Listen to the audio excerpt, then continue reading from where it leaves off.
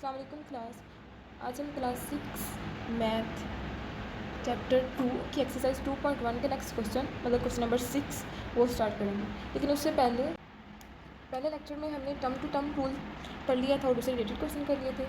इस वाले लेक्चर में हम पोजीशन टू टर्म रूल और इससे रिलेटेड क्वेश्चन करेंगे।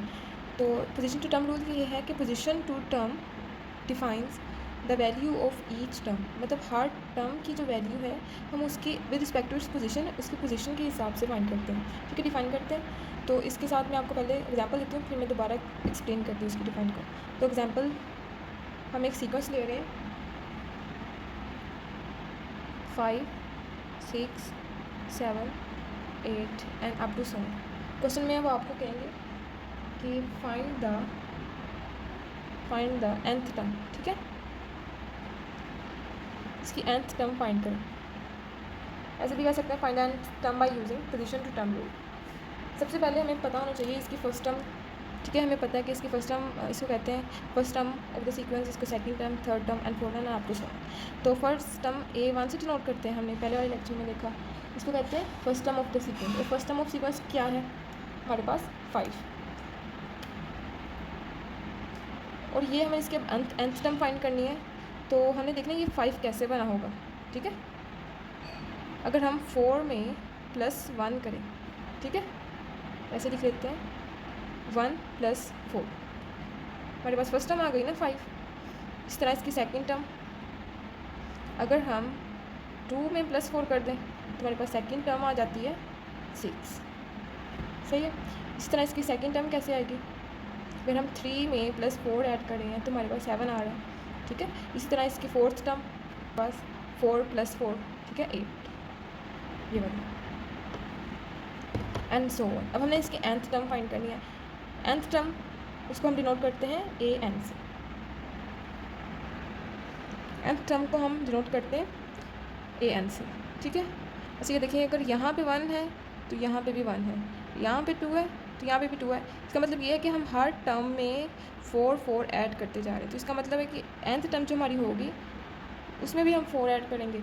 लेकिन यहाँ पे अगर 1 है तो यहाँ पे भी 1 है, यहाँ पे 2 है, यहाँ पे भी 2 है, यहाँ पे 3 है तो यहाँ पे 3 है, यहाँ पे 4, यहाँ पे 4। अगर यहाँ पे n है तो इसका मतलब यहाँ पे भी n होगा फिर। ठीक है, ये हमारे पास nth टर्म का फार्मूला है, इससे हम कोई भी टर्म फाइंड कर सकते हैं। ठीक है, अगर मैं कहूँ कि मैंने फोर्थ टर्म फाइंड करनी है, ठीक है, तो मैं सिंपल n की जगह पे वैल्यू रिप्लेस कर दूँगी। फोर्थ टर्म फाइंड करनी है ना, तो मैं n की जगह पे क्या लिखूँगी 4, तो यहाँ पे भी 4, 4 + 4 8। तो ये देखिए हमारे पास फोर्थ टर्म आ गई।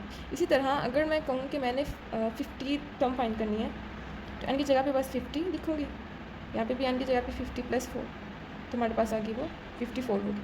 ठीक है, इस तरह nth टर्म से हम कोई भी मतलब किसी भी टर्म की वैल्यू फाइंड कर सकते हैं विद रिस्पेक्ट टू इस पोजीशन, जो इसकी पोजीशन होगी उससे उसके हिसाब से। अगर हमें ऐसे भी कह सकते हैं, क्वेश्चन आ सकता है कि आपने फाइंड nth टर्म फाइंड करनी, ये तो हमने nth टर्म फाइंड कर दी ना इसकी ये, लेकिन आपको ये भी कह सकते हैं कि आपने 70 टर्म फाइंड करनी है। ठीक है, किसी तरीके से भी क्वेश्चन आ सकता है। आपको अगर कह दें जैसे कि एग्जांपल में है कि आपने 15th टर्म फाइंड करनी,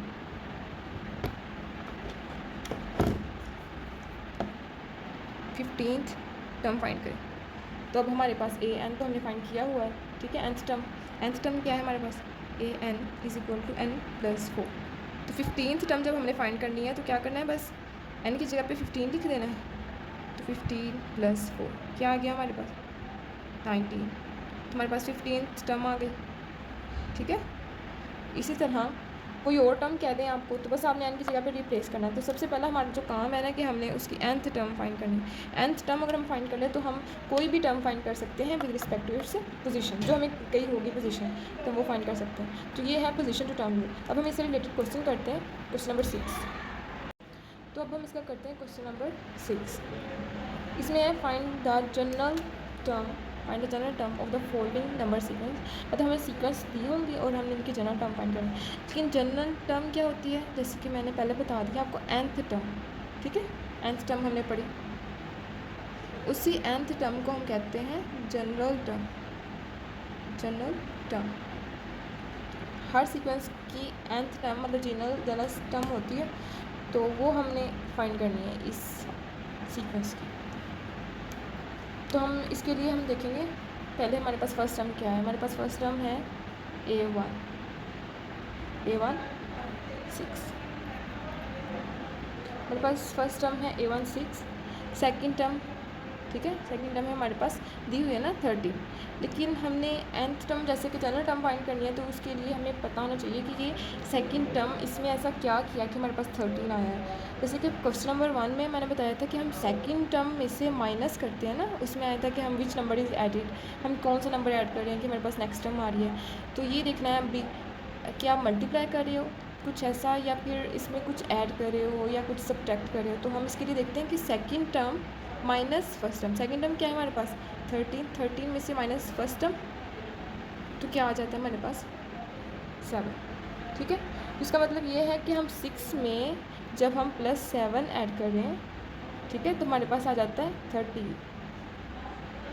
इसी तरह जब हम 13 में +7 ऐड करते हैं तो हमारे पास 20 आ जाता है। इसका मतलब हम +7 ऐड कर रहे हैं, तो तब ये सीक्वेंस बन रही है। तो हमारे पास फर्स्ट टर्म आ गई 6, सेकंड टर्म कैसी आई है, हमने फर्स्ट टर्म में मतलब 6 में +7 करना है, तो हमारे पास आ जाएगी सेकंड टर्म 30। इस तरह थर्ड टर्म कैसे आएगी, हमने सेकंड टर्म में, ठीक है, 13 में +7, सही है, तो हमारे पास आ जाएगा 20। फोर्थ टर्म कैसे आएगी, थर्ड टर्म +7, ठीक है, तो हमारे पास आ जाएगा 27। अब इसकी हमने जनरल टर्म मतलब nth टर्म फाइंड करनी है, वो कैसे फाइंड करनी है, अब मैंने बताया था कि हम जनरल टर्म को कैसे लिखते हैं, जनरल टर्म इसको डिनोट करते हैं ANC, ठीक है, इसको nth टर्म भी कहते हैं, इसको जनरल टर्म भी कहते हैं। इसी तरह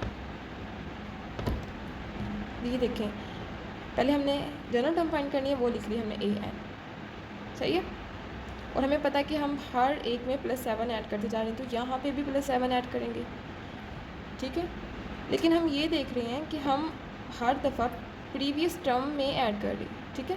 ये देखो हमने जब A2 फाइंड किया प्रीवियस टर्म में +7 किया, सही है। इसी तरह जब हम थर्ड टर्म फाइंड की प्रीवियस टर्म में +7 किया, तो हमारे पास आ गया 20।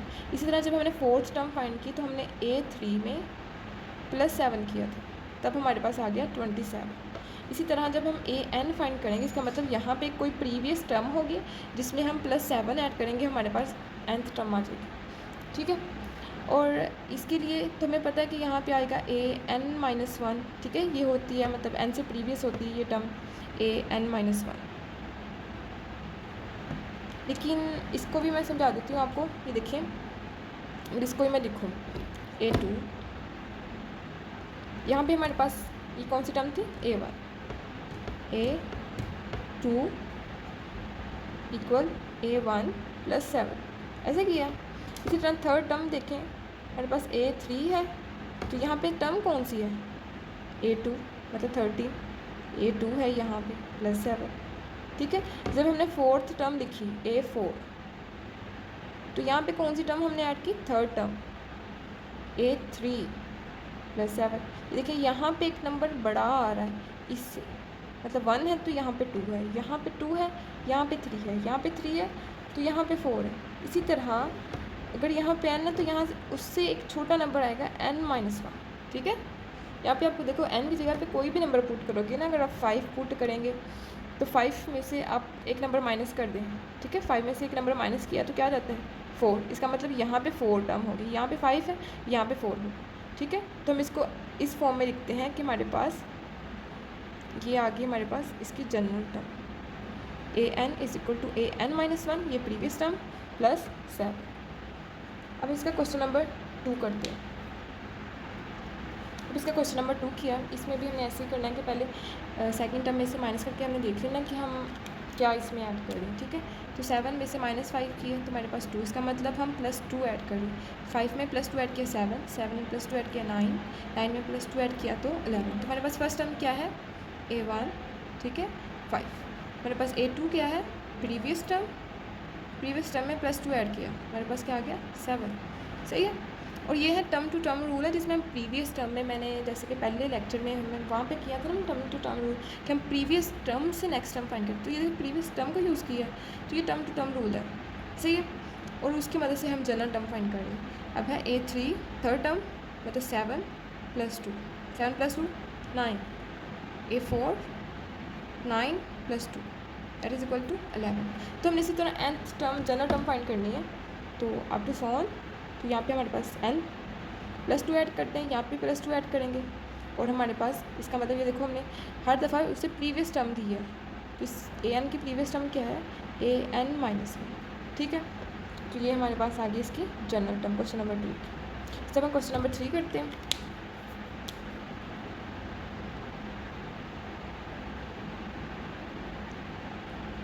फोर 9 14 19 एंड अप टू 16,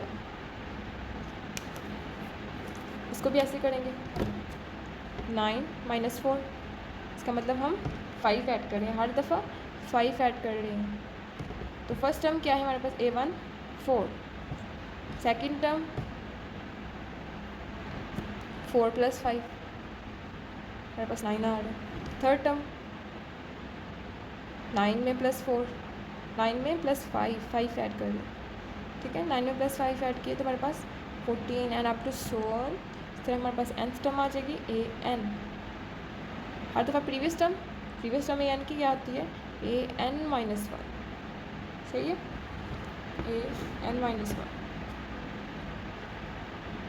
5, तो ये हमारे पास इसकी nth टर्म आ गई। तो अब इसका क्वेश्चन नंबर 4 पढ़ते हैं। हमारे पास सबसे पहले सब्ट्रैक्ट कर लें, 12 - 2 10, इसका मतलब हम 10 ऐड कर रहे हैं। फर्स्ट टर्म हमारे पास 2, सेकंड टर्म हमारे पास 2 में +10, ठीक है, हमारे पास आ रहा है 12, ये देखिए सेकंड टर्म। हमारे पास थर्ड टर्म 2 + 12, ठीक है, ये सेकंड टर्म में प्लस कर रहे हैं 2, तो हमारे पास थर्ड टर्म आ रही है, और 2 नहीं ऐड कर रहे, हम क्या कर रहे हैं, 10 ऐड कर रहे हैं, हमारे पास आ जाता है 22। इस तरह fourth term 10 plus previous term 22, तो हमारे पास क्या आ रहा है, 32 एंड अप टू 16। हमारे पास nth टर्म आएगी an 10 प्लस nth टर्म, मतलब nth टर्म की प्रीवियस टर्म आएगी ना n-1, ठीक है। आप इसको ऐसे लिख लो, या लिख लो an-1 + 10, तो ये आपके पास आ गई nth टर्म। अब हम इसका क्वेश्चन नंबर 7 करते हैं। अब हमारे पास question number 7, find the 30th term from the general term.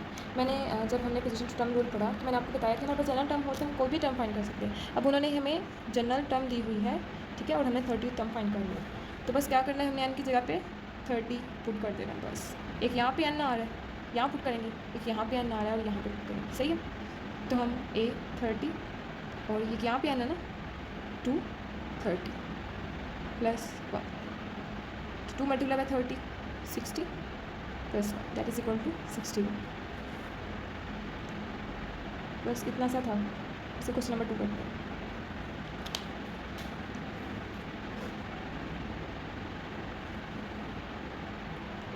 an is equal 3n + 4।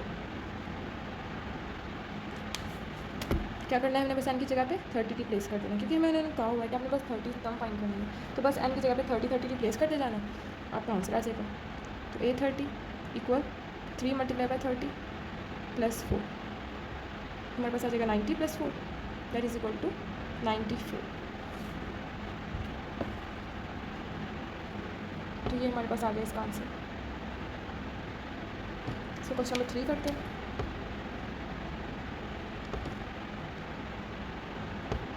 an is equal to 5n - 2, n की जगह पे 30 रिप्लेस करना है। आप ऐसे लिख सकते हो, put n is equal to 30, तो A30 is equal to 530 - 2 that is equal to 150 - 2, तो 150 में से -2 करना है, तो हमारे पास क्या आ जाएगा 148। तो ये हमारे पास आ गया क्वेश्चन नंबर 3 का आंसर। नेक्स्ट क्वेश्चन करते हैं। अब हमें क्वेश्चन नंबर 4 क्या करना है, हमने put n is equal to 30, तो A30 3 और यहाँ पे n है, यहाँ पे 30 की प्लेस करेंगे, 30 + 1 3 एज इज 30 मतलब 2 60 60 + 1 that is equal to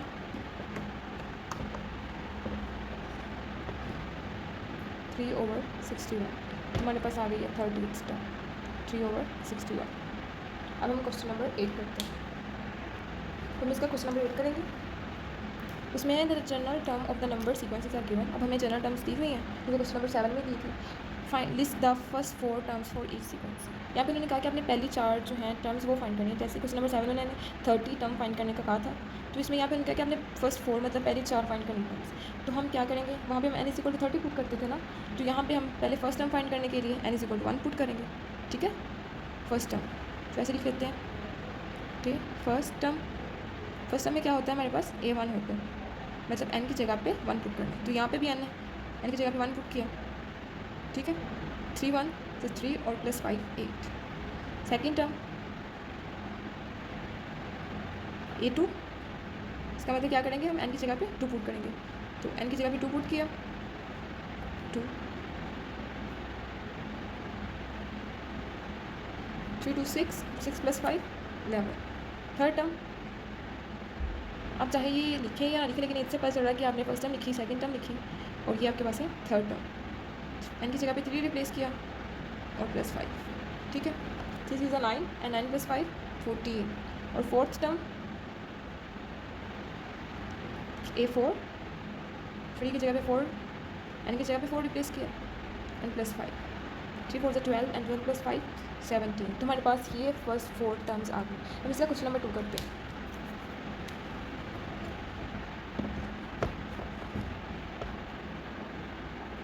an = a10 + 2।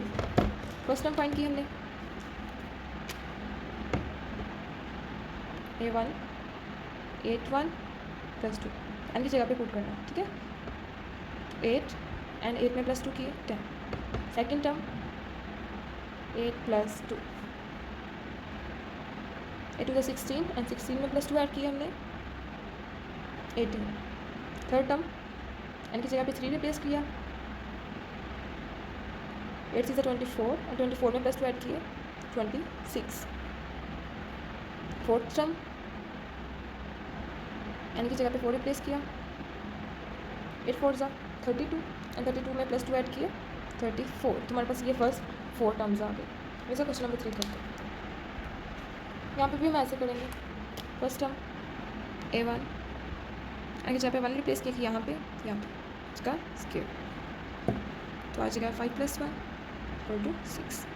Second term n की जगह पे 2 रिप्लेस किया +1, 2 का स्क्वायर किया हमने, क्या आ जाता है हमारे पास 4 and 4 + 1 5 5 × 4 20 and 20 + 1 21।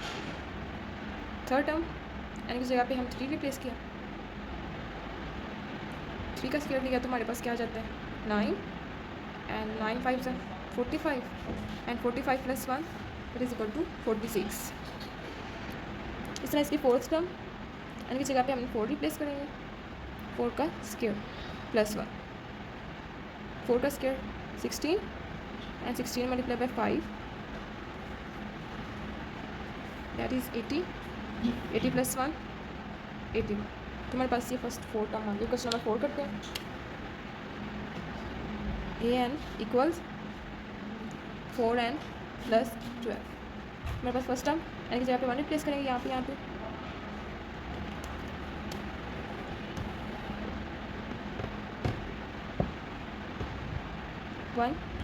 12, 4 + 12 16, a2, n की जगह पे 2 रिप्लेस किया +12, 8 + 12 that is equal to 20। a की जगह पे 3 रिप्लेस करेंगे, 4 × 3 and +12, 4 3 × 12 + 12 that is equal to 24। और हम क्वेश्चन फोर्थ टर्म n की जगह पे 4 रिप्लेस किया, 4 + 12, 4 4 × 16 16 + 12 that is 28। तो हमारे पास ये फर्स्ट 4 टर्म्स आ गई। अब इसका क्वेश्चन नंबर 9 करते हैं। Question number 9, a plant that is 17 centimetre toll. मैंने कहा कि एक हमारे पास पौधा है जिसकी लंबाई है 17 सेंटीमीटर। ठीक है, मतलब पहले ही वो 17 सेंटीमीटर लंबा है। ग्रोज 2 सेंटीमीटर ईच वीक, और हर हफ्ते वो 2 सेंटीमीटर और बढ़ जाता है, मतलब 2 सेंटीमीटर और लंबा हो जाता है। तो हमें ये सीक्वेंस दिया है मतलब ए पार्ट इसका, कि उनका 17 तो वो पहले ही है, फर्स्ट वीक में वो कितना लंबा हो जाएगा, फिर सेकंड 2 वीक्स में कितना लंबा हो जाएगा और 3 वीक्स में कितना लंबा हो जाएगा। हमारे पास फर्स्ट वीक में कितना लंबा होगा, क्योंकि हमें पता है कि हर वीक में उसकी हाइट में 2 सेंटीमीटर जो है वो प्लस ऐड होते हैं। तो 17 तो पहले ही है ना, फर्स्ट वीक 17 प्लस 2, ठीक है। 17 में प्लस 2 ऐड किए तो 19, इसका मतलब कि 19 सेंटीमीटर लंबा होता है। और 2 वीक में, फर्स्ट वीक में अगर 19 है तो इसका मतलब 19 में प्लस 2 ऐड और कर देंगे तो 2 वीक में कितना लंबा हो जाएगा, 21 सेंटीमीटर। 3 वीक में 21 में प्लस 2 ऐड कर देंगे तो हमारे पास आ जाएगा 23, ठीक है। तो 23 सेंटीमीटर, तो यहाँ पे आ जाएगा 19, यहाँ पे आ जाएगा हमारे पास 21 और यहाँ पे आ जाएगा हमारे पास 23। इसका सेकंड पार्ट है, इसमें हो tall will be the plant be after 3 weeks. उन्होंने कहा कि 3 वीक्स के बाद पौधा कितना लंबा हो जाएगा। तो ये जैसे कि हमने ए पार्ट में हमने फाइंड किया था कि 3 वीक्स में वो 23 सेंटीमीटर लंबा हो जाएगा। तो हम लिख सकते हैं द प्लांट, तो the plant will be 23 centimetre toll after 3 weeks, ऐसे लिख देते हैं। Plant with 23 centimetre toll after 3 weeks. उसे आज सी पार्ट करते हैं। तो हमारा सी पार्ट है कि after how many weeks will the plant be 27 centimetre tall, कि हमारा जो पौधा है वो कितने वीक्स के बाद 20 सेंटीमीटर तक लंबा हो जाएगा। जैसे कि हमने फाइंड किया था कि फर्स्ट वीक में वो 19 सेंटीमीटर तक लंबा हो गया था और 2 वीक्स में वो 21 सेंटीमीटर, 3 वीक्स में 23 सेंटीमीटर। तो इसी तरह हम फाइंड करते जाएंगे जब तक हमारे पास 27 नहीं आ जाता। तो हमारे पास 4 वीक्स में कितना होगा, प्रीवियस ऐड कर रहे हैं ना 21 प्लस 2, इसमें भी 19 प्लस 2, तो इसी तरह 23 प्लस 2 तुम्हारे पास आ जाएगा 25 सेंटीमीटर, ठीक है। 5 वीक्स 25 प्लस 2 तुम्हारे पास आ जाएगा 27 सेंटीमीटर। इसका मतलब है कि 5 वीक्स के बाद हमारा पौधा 27 सेंटीमीटर तक लंबा हो जाएगा। तो इसका आंसर आ जाएगा 5 वीक्स।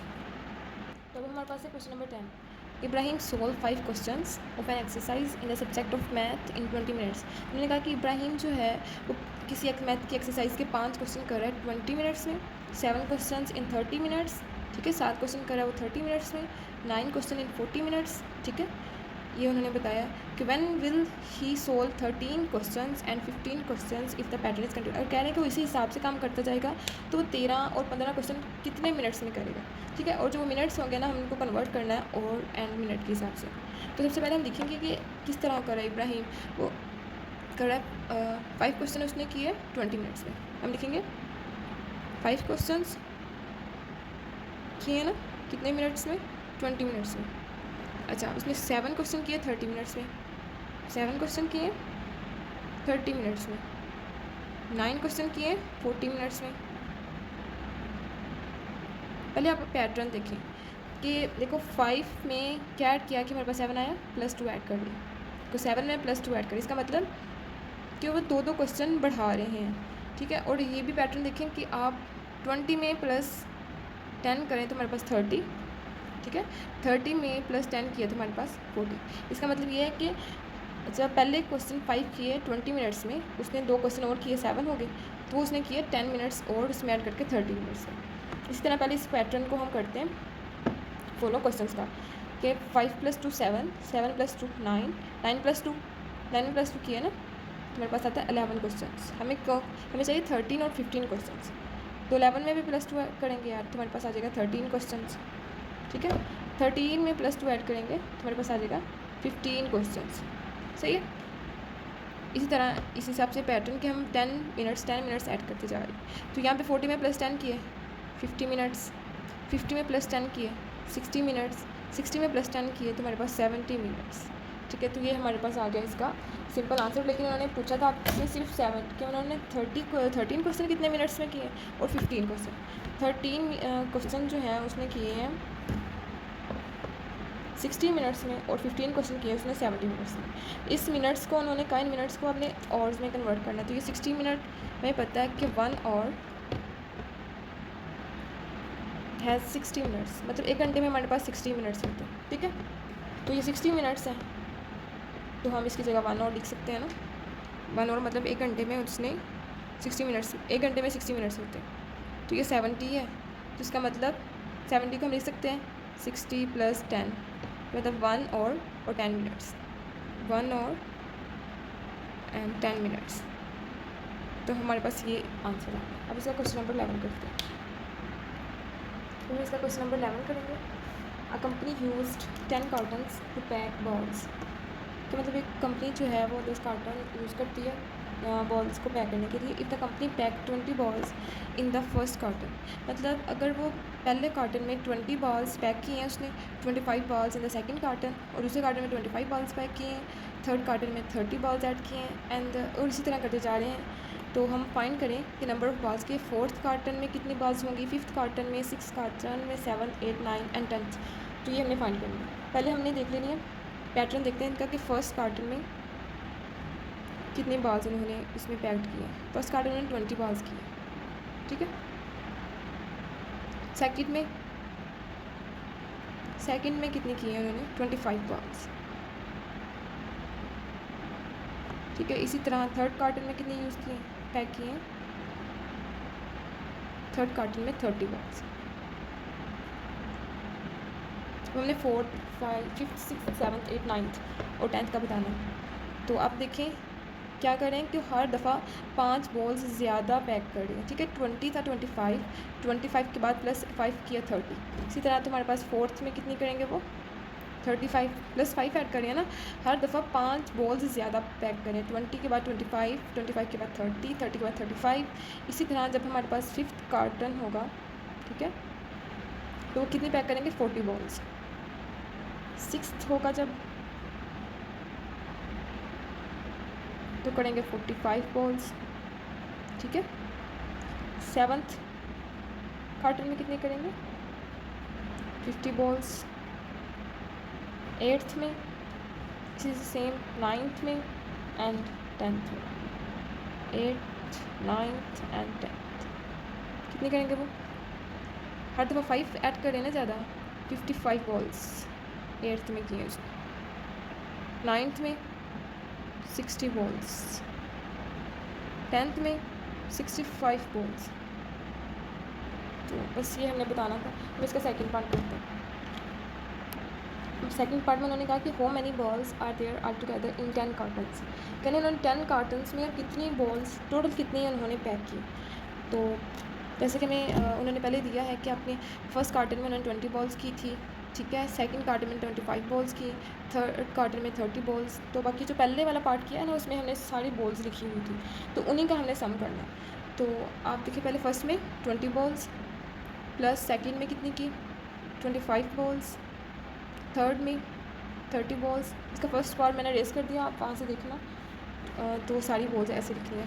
हमने +5 मतलब ऐड किया था, तो 35 balls plus 40 plus 45 plus 50 plus 55 plus 60 and plus ये था हमारे पास 10th कार्टन में 65 बॉल्स पैक की। अब हमने टोटल कितनी हो गई ये, हम इन सबको ऐड अप करके हमने एक आंसर निकाल लेना। तो हमारे पास आंसर आता है इसका 425 बॉल्स टोटल है ये। आगे जमा कर लेना इनको, तो आपके पास आ जाएगा 425 बॉल्स। इसका थर्ड पार्ट करते हैं। इसका हम थर्ड पार्ट करेंगे। इसमें the cost of all balls, मतलब हमने फाइंड करना है कि जितने ये 425 बॉल्स हैं ना, इनकी टोटल प्राइस कितनी होगी। If the price of a ball, अगर एक बॉल की प्राइस 18 है, मतलब अगर एक गेंद की प्राइस हमारे पास 18 है, तो ये 425 बॉल्स की प्राइस कितनी होगी। हम लिखेंगे the price of one ball, the price of one ball, अगर एक गेंद की कीमत हमारे पास 18 है, ठीक है। हमें फाइंड करना है कि 425 बॉल्स की, तो हम लिखेंगे द प्राइस ऑफ 425 बॉल्स। ये 425 बॉल्स की प्राइस क्या होगी। इसके लिए हम मल्टीप्लाई करेंगे 425 को मल्टीप्लाई करेंगे 18 से, तो मल्टीप्लाई करें तो मेरे पास आंसर आता है इसका 7650। तो ये हमारे पास इसकी प्राइस आ जाती है। तो आज हमारी ये एक्सरसाइज 2.1 कंप्लीट हो गई है। तो नेक्स्ट हम एक्सरसाइज करेंगे 2.2। तब तक के लिए अल्लाह हाफिज़।